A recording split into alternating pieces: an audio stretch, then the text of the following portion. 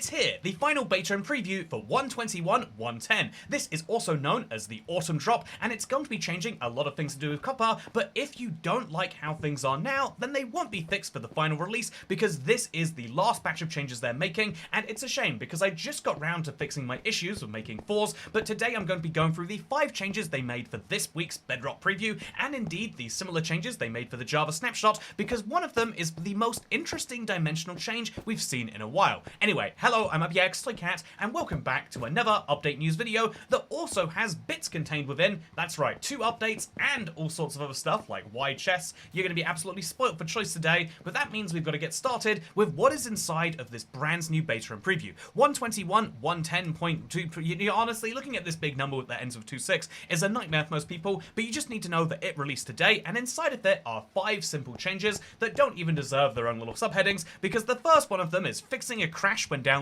packs from a multiplayer world on Xbox. The next 2 are just copper golem changes for when they spawn in and preventing them from spawning in the air or with the incorrect oxidation level. The third change is an interestingly bad one, in my opinion, because now a shelf is no longer able to support a ladder block. Personally, I think that logically they should be able to, because the the shelf is kind of a vertical slab if you think about it, but it means that on this side, obviously they shouldn't have ladders in them, that makes sense, but on this side, I think it would make perfect sense for them to support it. I don't know why they'd remove that at the last minute, but they have. And then finally, the 5th feature is the most interesting, because they brought some parity over from last week's Java snapshot, and it relates to the end.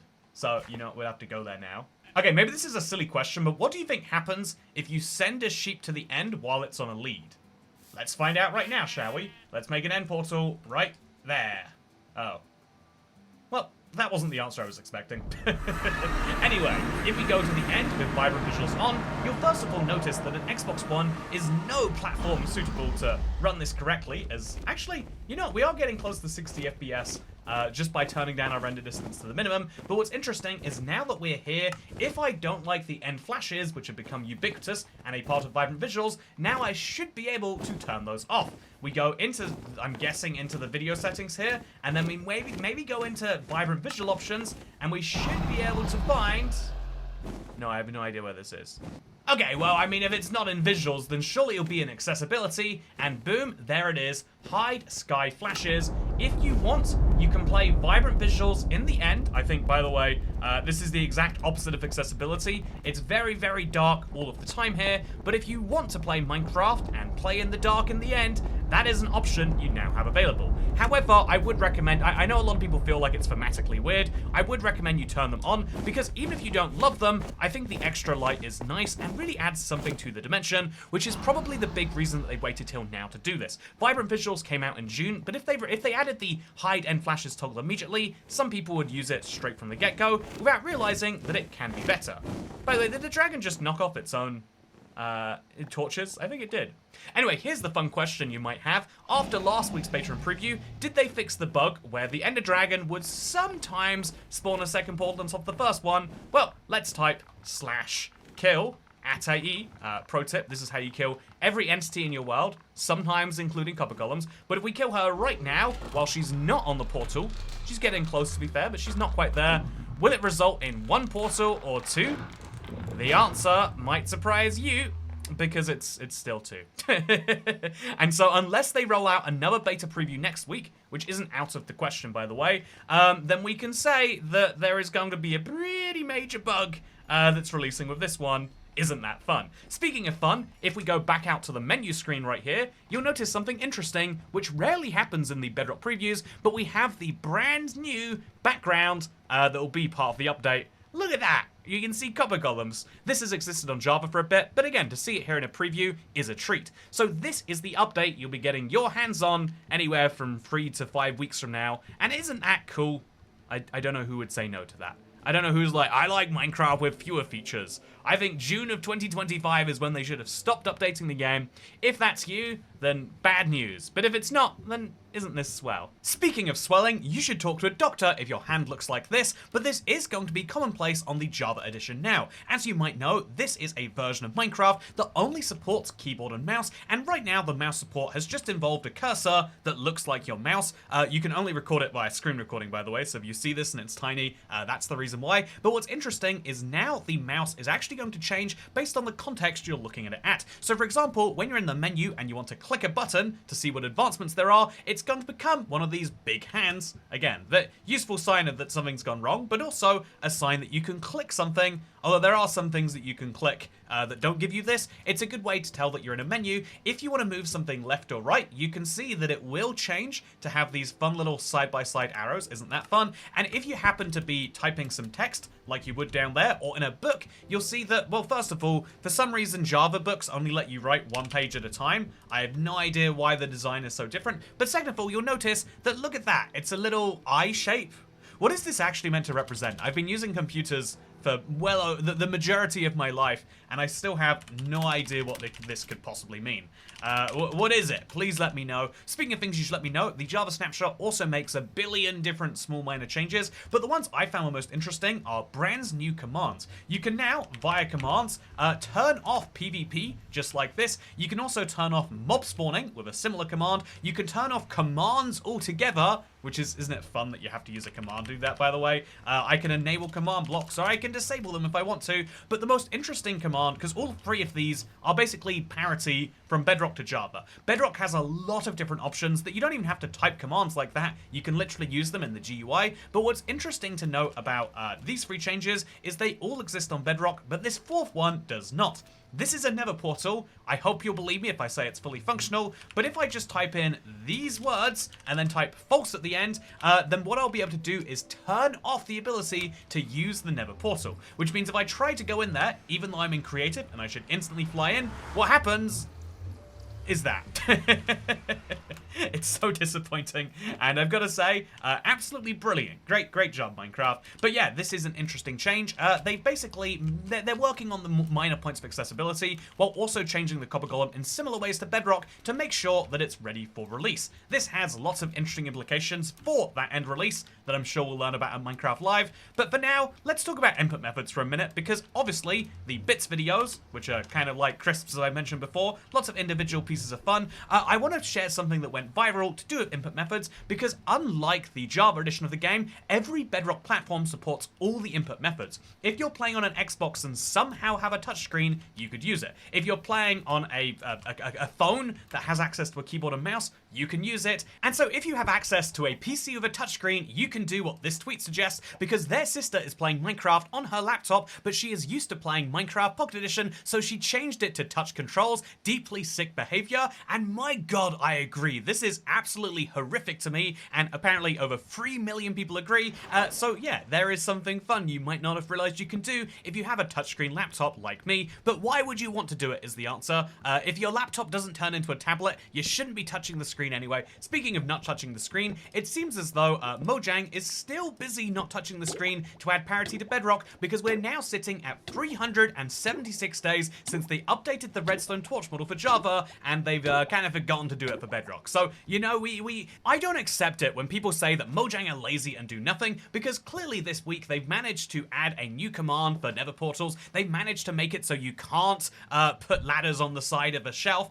They're doing lots of things, but they just can't find the time in their week to move, you know, the JPEG off the redstone torch over to Bedrock. And you know what? I hope they do it by next week in 1.21.120. But for now, I'll just have to say that if you like things that went viral and you think this tweet is horrifying, maybe you'll enjoy something that's a much better, because Mundane Moment shared this, the solution for item bloat, the quadruple chest. When you sort items into chests, it seems as though they are too small to fit each item into a category, so as fun as they are, adding more blocks and items will exacerbate the issues of dislocation. My solution? The quadruple chest. You could access up to 114 slots in one chest. That's up to 114 unique items! I can't help but read that last bit with the Jet 2 theme in my head, but interestingly enough, this isn't the only way you could do it. You could also have, as Restaurant Note 9971 points out, a vertical chest, so take a double chest and then make it go up 2 instead. That would also give you the same number of slots, and definitely ignore the castle here, but the idea of a 2x2x1 chest is a bit more Minecrafty, but then I'm thinking, you know, be the most Minecrafty chest, one that actually takes up a cube, and so my idea is for a 3x3x3 chest. This would have to be crafted by taking a regular chest,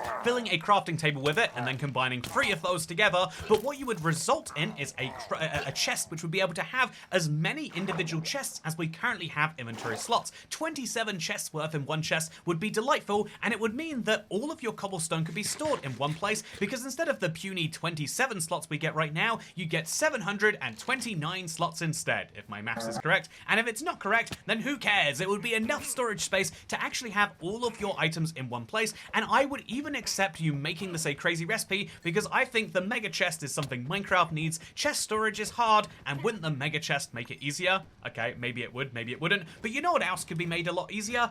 Well, something that I admit I made a big mistake on, because I mentioned that there was an update to both the Boss Blitz and the Toy Cats Toolkit add-on, and the Ogre Games actually references this, but I got a few comments saying, so what's actually in the updates, Toy Cat? And I was in such a hurry just to let people know that it existed that I didn't say anything about why they'd been updated. Like I mentioned, instead of releasing brand new add-ons, I've released updates to both of the ones that exist. The first of these is for Boss Blitz. This adds a brand new lobster, including lobster rolls. Yes, we added lobster rolls to Minecraft. Super fun. And the second of these is for Toy Cat's Toolkit. This wasn't expected to release until September, but thankfully it came out early. And so if you're curious as to what's inside, well, the normal sheep 104 seems to enjoy the copper shields. Yes, they exist. The animations are sick. These are made by Axis Blocky, by the way, just showing the team. Also, the Traveler's Notebook is super useful, and the hammock is useful as hell.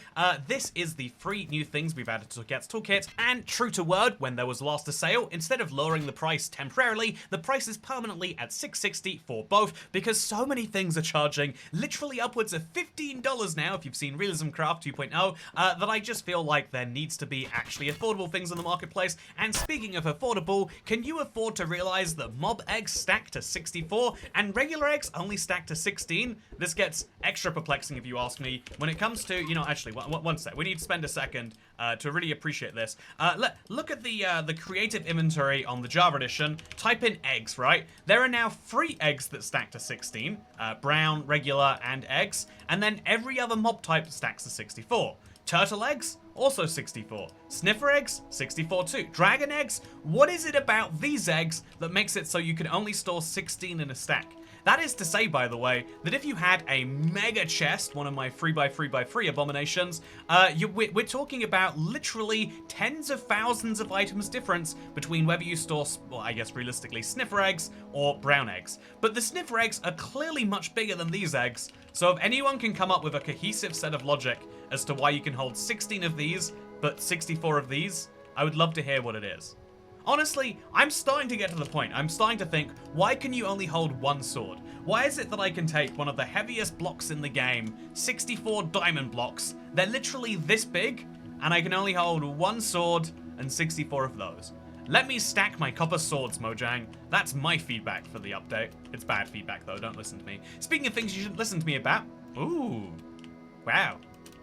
Weather on Java looks very different. Yeah. Look at this, it's beautiful. I hope the salmon don't get hit. Oh, by the way, I'm not beautiful on Java. I'm also not beautiful on Bedrock right now. For some reason, my torso has gone missing. And yeah, if you haven't seen this, it's something I decided to share on Twitter. And my favorite response to this actually came from Kat, a moderator on this channel, because their suggestion was that it was the reason my chest had gone missing was that so people would look me in the eyes. And you know what? Very good point. If you are someone who struggles with people looking at your chest, have you considered getting the whole thing surgically removed? That is advice, I guess. Speaking of advice, here's some interesting advice for Mojang if they're working on parity anyway, because as we know, they're continuously doing that. Did you know maps right now are very different between Java and Bedrock?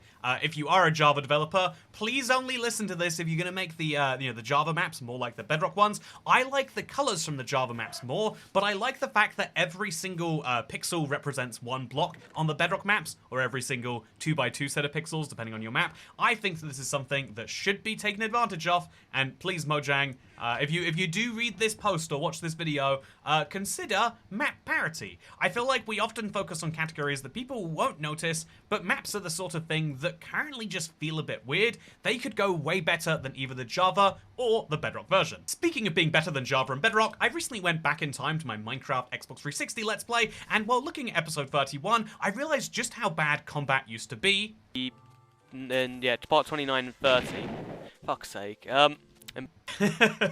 Weren't things more fun when they were live and unfiltered? If you think that, maybe you'll enjoy coming along to the Memberthon happening on Sunday. The stream will go for, say, an hour, but every single time someone becomes a member, it will get longer. How long can it go?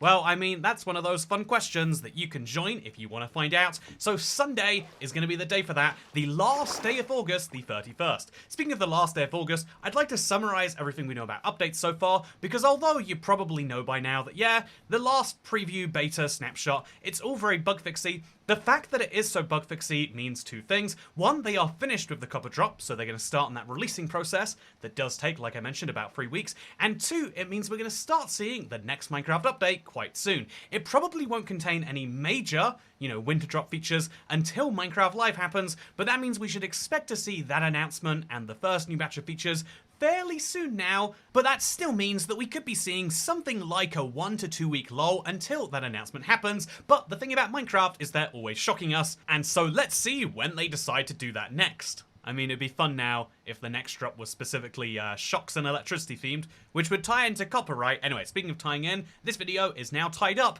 Thank you for watching it. Make sure to like it if you liked it, share it if you really liked it, and subscribe if you're new around here to see more Minecraft bits like this, because for now, I'll see you next time. Goodbye.